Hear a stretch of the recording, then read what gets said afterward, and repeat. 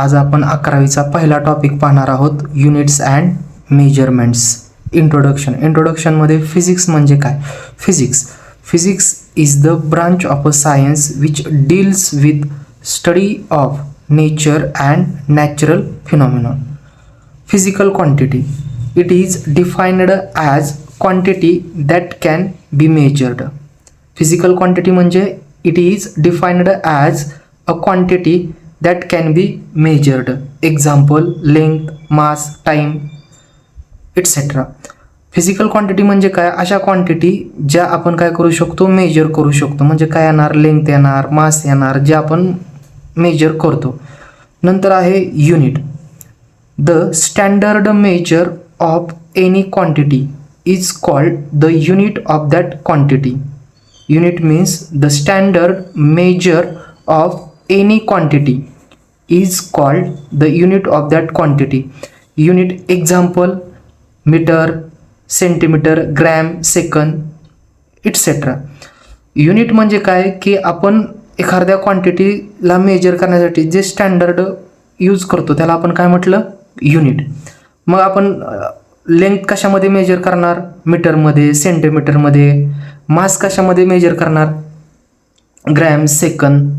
त्याला आपण काय म्हटलं? Unit. Unit means the standard measure of any quantity is called the unit of that quantity. Standard measure of any quantity is called the unit of that quantity. मग unit काय काय असतील? Metre, centimetre, kilogram, gram, second, so on, अशी etcetera. नंतर आहे system of a units. There are mainly 4 system of a unit. First is a CGS system. आपण system of a unit ह्याचं चार टाईपमध्ये डिवाइड केलेले आहेत. पहिलं जे आहे ते आहे CGS system. It standard form centimetre, gram, second system. In that system length is a measured in a centimetre, mass is a measure in a gram, time is a measure in a second. CGS सिस्टीमचा long form काय आहे? Centimetre, gram, second system. ह्या सिस्टीममध्ये आपण length कशामध्ये measure करणार आहोत? सेंटीमीटरमध्ये. मास कशामध्ये मेजर करणार आहोत? ग्रॅममध्ये. आणि टाइम कशामध्ये मेजर करणार आहोत? सेकंदमध्ये. पुढची जी सिस्टीम आहे ती MKS system. Standard form metre, kilogram, second system. In that system we measure length in a metre, mass in a kilogram and time in a second. MKS सिस्टीमचा लॉंग फॉर्म काय आहे? Metre, kilogram, second system.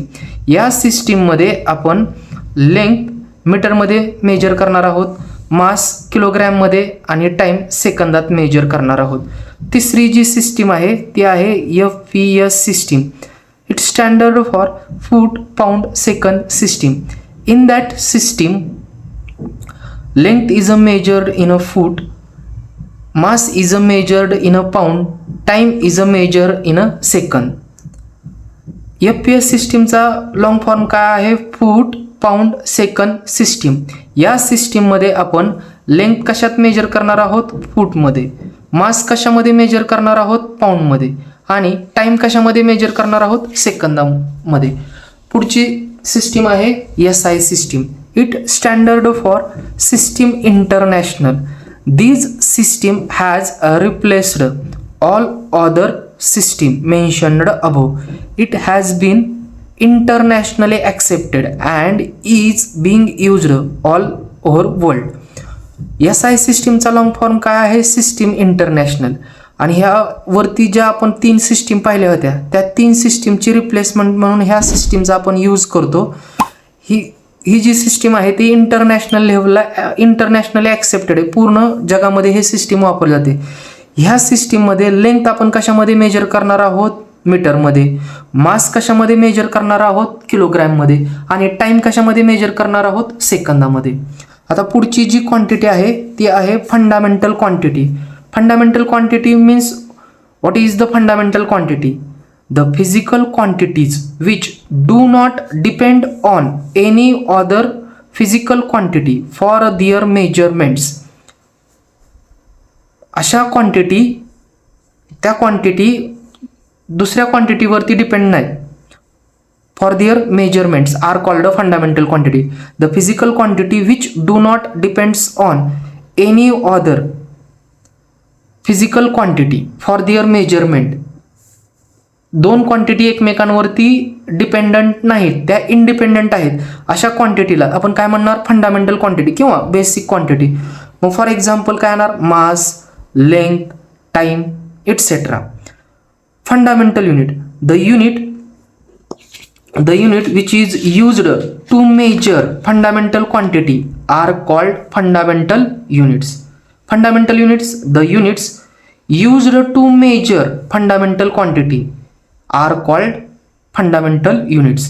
Fundamental quantity measure करण्यासाठी ज्या युनिटचा उपयोग केला जातो त्या युनिटला आपण काय म्हणणार आहोत? Fundamental units.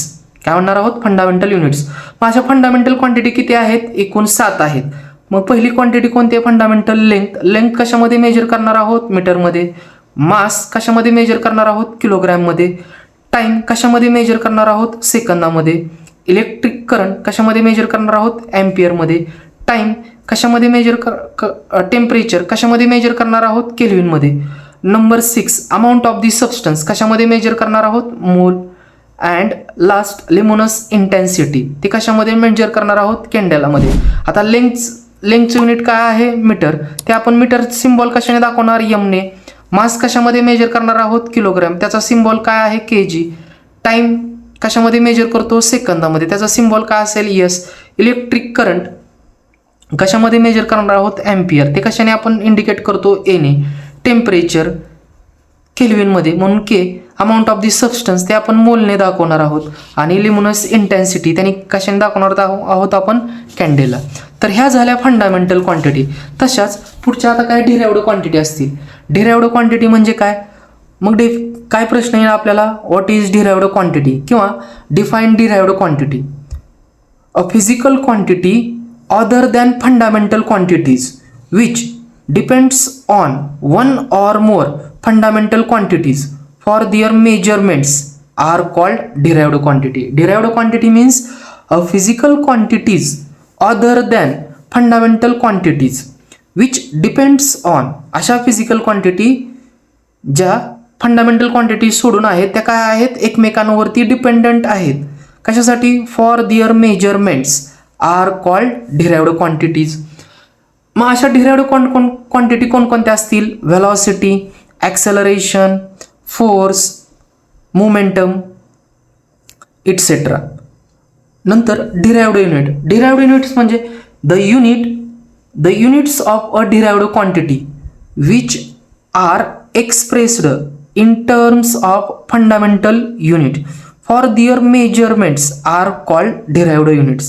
The units of a derived quantity which are expressed in terms of a fundamental units for their measurements are called derived unit. असे युनिट ज्या युनिटचा मेजरमेंटसाठी डिराइव्ड क्वांटिटीचा मेजरमेंटसाठी उपयोग करतो पण ते एक्सप्रेस करण्यासाठी आपण फंडामेंटल युनिटचा उपयोग करतो त्या युनिटला आपण डिराइव्हड युनिट्स म्हणेल. किंवा आपण असं म्हणू the unit which is used to measure derived quantity are called derived units.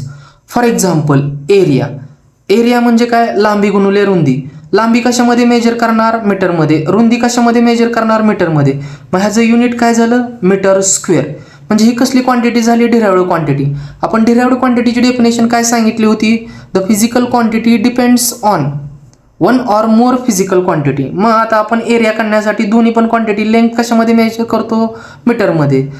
Breath कशामध्ये मेजर करतो? रुंदी कशामध्ये मेजर करतो? मीटरमध्ये. म्हणून ही कसली क्वांटिटी झाली? Derived quantity. Next volume.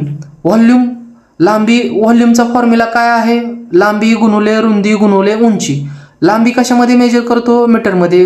रुंदी कशामध्ये मेजर करणार? मीटरमध्ये. उंची कशामध्ये मेजर करतो? मीटरमध्ये. मग ह्याचं युनिट काय झालं? Metre cube. म्हणजे ही कसली क्वांटिटी झाली? Derived quantity. आपण जशी डेफिनेशन सांगितली होती तशीच डेफिनेशन प्रमाणे आपण ह्या क्वांटिटी काय आहेत? एकमेकांवरती डिपेंडंट आहेत. आणि युनिट पण काय सांगितलं होतं? डिराइव्हड युनिट आपण एक्सप्रेस करण्यासाठी फंडामेंटल युनिटचा उपयोग केला आणि आपल्याला हे डिराइव्हड युनिट मिळालं. नंतर पुढची क्वांटिटी स्पीड. स्पीड काय असेल? Distance upon time. डिस्टन्स कशामध्ये मेजर करतो? डिस्टन्स म्हणजे लेंथ, अंतर. तर डिस्टन्स आपण मीटरमध्ये मेजर करणार आणि टाईम सेकंदात, मीटर पर सेकंद. पुढचं आहे व्हेलॉसिटी.